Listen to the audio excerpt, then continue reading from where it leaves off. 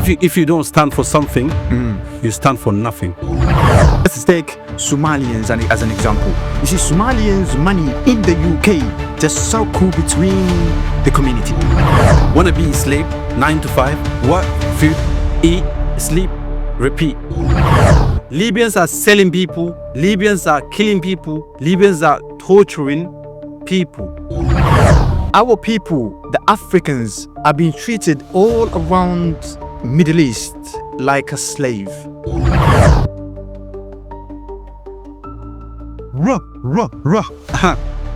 Stop.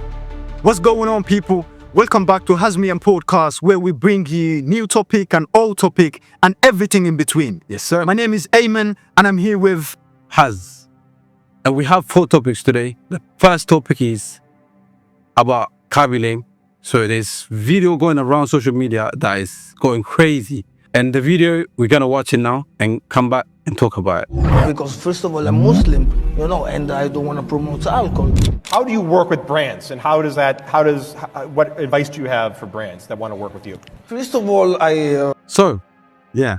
what do you think about that little clip? Yeah, I mean, it's the most craziest video I've seen in the internet in a long time. Well, you see, the reason I said that is because, I know that guy, right? Khaby Lame, we all know how he became famous, and we all know how what he does, right? 100%. And he's Muslim as well. I mean, he is real Muslim. Because the reason I said that is a lot of brand offer him to do a campaign, to do advertisements. Yeah. And a lot of those brands are drinking companies and, alcohol companies, or gambling companies. And they offer him so much money because that's what they do. Do you understand? Most of them. Yeah, that's what they do. If it's advertising clothes, they don't pay you that much. But if it's about drinking alcohol and gambling, they offer you a bunch of money. Do you understand? So they offer him that, and the guy refused. Imagine refusing, because you need to understand where he is. He's a top, So they will offer him so much money, and him refusing that money shows how, that the guy is respectful and he has integrity, and I was just so proud, even watching that video. Yeah. There's a saying, I don't know if I say it correctly. If you don't stand for something, you stand for nothing. That's true. So it is a great thing, I would say. Especially now that everyone is against. I wouldn't say Islam, but there's a lot of Islamophobia going around. So it's really a good thing that he came and put some light on us. That's true. I was so proud. But let me ask you a simple question though. Ask me. What would you do if that was you? You see, you was in a place where you had an opportunity to promote that kind of things. Yeah, I wouldn't promote it.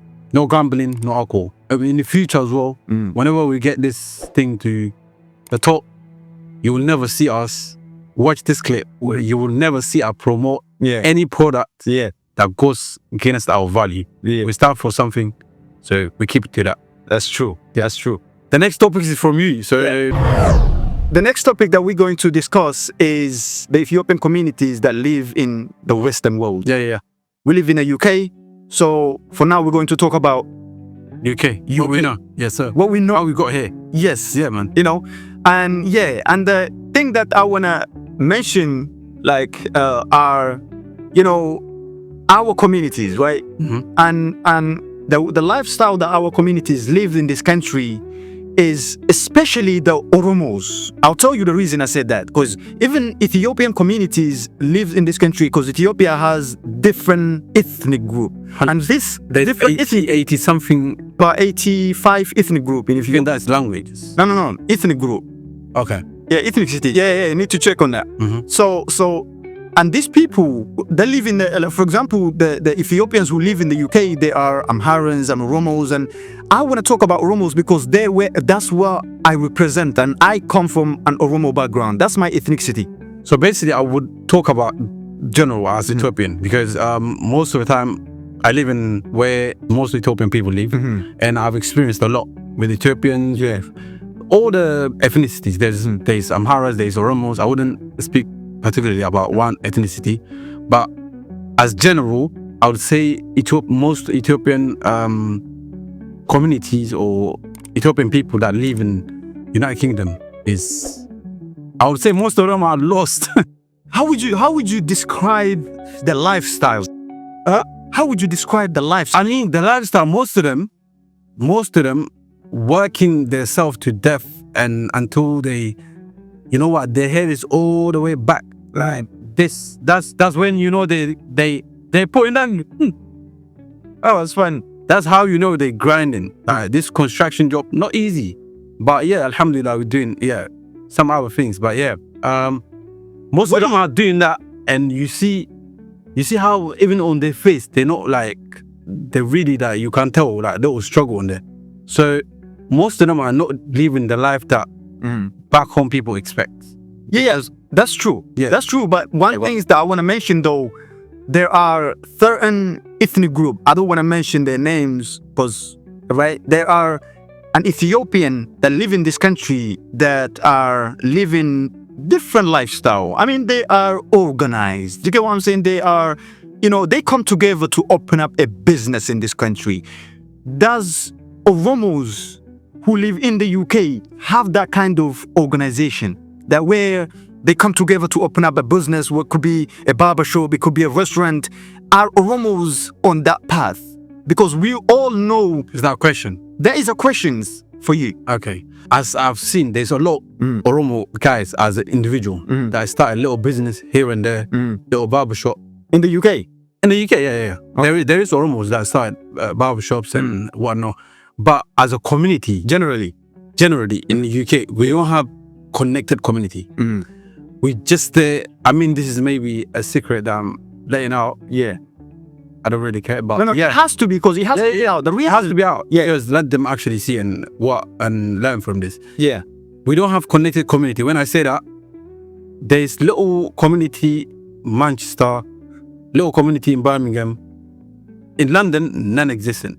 Before it used to be good, but now non-existent. All the communities are held by elders who don't even know how to run communities, apart from getting signatures and collecting money from wherever they collect money from. And we're not connected. Business-wise, there is Oromo community, like if you see it in Bolton. In London, there's not a lot of Oromos. We're not connected. Everyone is just coming together to fake it. I mean, when I say that, everyone is just pretending they are good when they're not. Other ethnicities, they are way advanced because I think they came before Oromo came as well. Oromo is way. That's not the issue. That's not the issue. I'll tell you why. I'll tell you what I observed. For example, let's take Somalians as an example. You see, Somalians' money in the UK just circle between the communities. The Somalian money in this country doesn't go out of the community. It circles between them. Yeah. That's how they are getting rich, because Somalians from East African countries that lives in the UK, Somalians are the richest. That's what I observe. From East African? From East African countries. Yeah, you could say. Understand? You Yeah. could say that. That's what I observed. But the Oromo community that lives in the UK are the poorest community in the entire country. I'll tell you why. All right, tell me. I'll tell you why. Tell me why. You see, when other people, East African countries, people like, the Somalians, the Eritreans, and even the Amharans, when they come together in this country, they come together to actually talk about something. When they come together to talk about, like, how to open up a business, and they open up a business actually, like, they start up small. They start up, like, with a barbershop, and then they move on to restaurants. But they don't do it separately. They don't just one individual that will just do it. They come together like in 5, in 6, in 10 and build the business like that.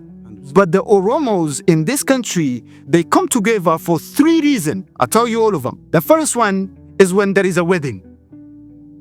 Right? Wedding. The second one, when Jawar Muhammad organized some event, that's the time you see Oromo. You don't even understand where these people are coming from. You don't even feel like Oromo is this the population that lives in this country. The Oromos is this. You don't even feel like oh my God, where is these people coming from? 100%. But there are a lot of Oromo people. That's the second one. When Jawar Muhammad organize an event, or whoever they are, when there is an event. The third one is when there is a funeral. True. Right? That's the only 3 reasons Oromo people come together. Because I went to an Oromo event for a business ideas, right? What I experienced from there, what I observed from there is that they talk, they have a conversation. 100%. They share ideas. mic given to everyone. Everyone will have an opportunity to say how they feel and what they think. What they want to talk about. What they want to talk about. But what's going to happen at the end? First of all, the event will end before they conclude the event. Yeah. Do you understand? And the second thing is that everyone will agree on the idea that mentioned in there. They don't criticize it while they were there. But as soon as the event ends, they will come together in 3, 4, 5, 6 and start criticizing the same ideas that you just agree with. We need to ask ourselves, Why? how and why? I would say mostly I think is deeply from trust issue. Most of us have trust issues because our community has fucked us over most of the time. They promised a lot. We're gonna do this, we're gonna do that. We're not just gonna complain about them, but we have things to do as well. Yeah. Our youngsters as well, they are confused themselves. Most of them want to be a slave, 9 to 5, work, food, eat, sleep, repeat. That's what most of us.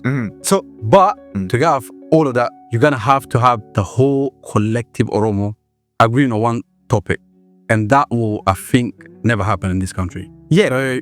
So I Yeah. will just add one more thing on that, and then we're gonna move to the next topic. Yes, sir. As long as you are working for someone, as long as you have a boss, as long as you have an employer, as an employee, waking up in the morning, working from 9 to 5, and if that's the only job that you are doing, you can never have a financial stability in this country, because this job are not created for you to have financial stability. You need you need to think outside the box. We're trying to come up with some sort of ideas and organize yourself and create a business so people can work for you. Yeah. One thing that I want to add is those people that work 9 to 5, you said you can never get a financial stability. You can't get financial stability if you want to be a regular person. That's not what we want to live for. Yeah. Let's actually make a difference. Let's move into the next era, because now this is next era, but we're moving backwards, our people. Let's go to the next topic. The next topic is our people. When I say our people, not all Ethiopian, not all East African, African as general, are being mishandled and mistreated in Libya as we speak. Yeah. The question I have is, we as African have a lot of support for Arabs, a lot of support, why even through religion or other stuff. We see Arabs as righteous people, but they're not.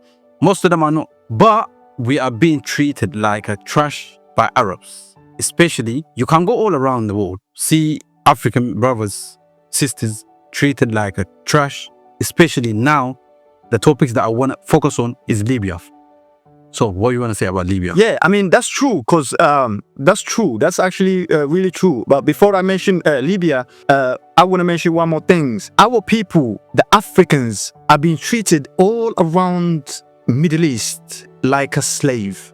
You see, people go from Ethiopia, Nigeria, you know what I mean, from all African countries to these Arab nations to work, but they are being treated like a slave, my brother. So we need to talk about that, because the slavery still exists. 100%. Slavery, it just changed the name. It just changed the modern ways. It become modern. Modern but slavery. People are still being enslaved by these Arab nations, these rich, oil-rich Arab nations. Yeah. But the issue the issue of Libya, though, we can't just mention Libya and blame the Arab without talking about NATO and the Western involvement of destroying this country. You understand? This is not a secret. It's all open. Not a secret. It's something that you can see on YouTube, on Google. Yeah. And say something about it. so Libya used to be the richest country in Africa, even could be the richest country in the world if it still continue as it was, if there were never any problem in Libya. Yeah. But in the name of terrorism and NATO and America, including Great Britain, they go there, they went there in the name of democracy, in the name of spreading democracy. Libya used to be a free country. Libya used to be free. You see, Gaddafi used to give a wife and husband a house if they get married. If you wanted to go study, Gaddafi will pay the bills, will pay university fees for you to study in United States, in Britain, and everywhere in the European countries. But now, if you see Libya is the poorest country in the world. Yeah. What you just said. In Ethiopia, if Libyans came to Ethiopia, if any Arabs came to Ethiopia or any African country, most African country will respect them, will help them wherever they need. Will not treat them like thief or like a slave. So why is it in Libya people that are running from war, they're running from economy, or either they were running from some problem that in their country they can't live there? Refugees running from this problem, and they come to your country as a guest, but they're not staying there. They're going through it. Instead of helping them, you take them, sell them to wherever you want, even though they don't even have that much money to begin with. The cruelty that Libyan people have for Africans is unimaginable. In general, like Arab people, most of them, if you go to Saudi, they make it out this lavish country that is all well respected, Sharia law, this, that.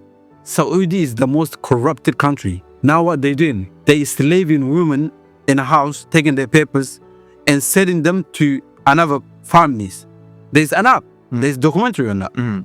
Selling women that go from Africa to work there as a maid, they sell it on the app. Take picture, they sell it on app to different families. They take their passport, they give it to the next family. It's madness that's going on in our Arab world. One last thing I would say is, to stop all this complete madness, Arab people need to look how African people are supporting them. Think about that. Let's treat our brothers everywhere, especially in Libya. Especially in Libya right now. Right now, go easy on brothers. That's what I want to say. What you're saying is true, but we can't. I don't think it's fair to blame it on Libya or Libyans. It's Libyans. No, it's Libyans. I don't think it's fair to do that, because the people who involved in selling people in the selling refugees, because the people who run away, as you said, the people who run away from war, or could be economy, or could be political persecution, like most of us. So, but we can't blame it on the Libyans, on the citizens of Libyans, because they may not even know what's going on in there. Do you understand? Not real. There's documentary in it. Well, there is a documentary, but the people who involved in selling people, I don't think it's Arab, or I don't think it's are Libyans. All of them are Libyans. All of them. The people that are selling, the people that are arresting, Libyans. I don't believe that, there's no Libyans, there's someone else doing that. Libyans are selling people. Libyans are killing people. Libyans are torturing people. So please, Libyans. But I don't think, in my opinion, see, this is just the way I feel about it. That's fine. I'm not trying to disagree with you, because I understand I know what's going on in there. It's good. It is good. And you see, in my opinions, I don't think it's fair to blame it on the citizens of Libya, because the reason this crisis is taking place in Libya is because of the NATO involvement. They destroyed the country in the name of freedom, in the name of democracy, and they left it. So the reason that country is being destroyed is because of what? It's because of the ambition that Gaddafi has. Stop killing people in Libya. Stop killing people in Arab world. All the EU as well. And stop treating black people like slaves everywhere. Thank you. That's true. The next topic. Can we only blame it on Arab? Because this country are not forcing these people to come there. This country are not forcing these people to come there. These people made visa, make passport, prepare their clothes, and they went there by plane, like a free people. But when they get there, they've been treated like a slave. So can we only blame it on them? I don't think we can, because our leaders playing part on this as well, because they have a relationship with Arab nations, and they are not asking if our people are being treated. They know that our people are being treated like a slave, and they are not doing anything about it. Why? Okay, thank you. I would say as Africa general, Africa is corrupted. Because of that, wars are happening, war, hunger, and everything. And refugees are fleeing these corrupted leaders, this corrupted nation. So we go in there, we come into your country to work for you, to help you, to get some money as a return. Why are we being treated like this? There's no African leaders that can be blamed for this. So they taking part, they taking this. Nah. That is solely, I came into different place. I came to a different country. That solely lies on Arab nation. Okay, fix it. Okay, who should ask that question? Why are we being treated like this? Who should ask that question? African No. The African leaders, the African officials, the people who work, they're Africans. the people who work in a what's it called? No, not only United Nations. For example, every country has an embassy in countries, right? Okay, ambassadors. Ambassadors. This is the people that should ask these questions, and they don't ask these questions. They don't look after their people. They don't check on the people that are traveling there to work. So the question should be, why isn't these officials who are working in this country in a what's it called, man? I forgot the name. Ambassadors. So this is the people should ask this question. All African nations have problems. They do. All nations, even Europe has problems. Yeah. A lot of problems. Yeah. There's a lot of homeless people here. Yeah. It's not only Africa that is hungry and trash and everything. Yeah. There's no any country in the world 100% freedom. It's not And 100% perfect. Yeah. There's no country, you will not find it. But the thing that you don't find in these countries, though, I mean, the thing that you don't find in the Western leaders, that they will never allow their citizens to be treated in any type of ways. That will start, my nigga. That will start a war if the people are being treated. That's what I like about this about these countries. For example, Arab nations, they have problems with blacks. The problem is they want to treat black people as slaves. Most of them. Yeah. That's facts. And Arab people, not only Arab countries want to treat black people as slaves. All I want to say is, treat black people as you treat your own.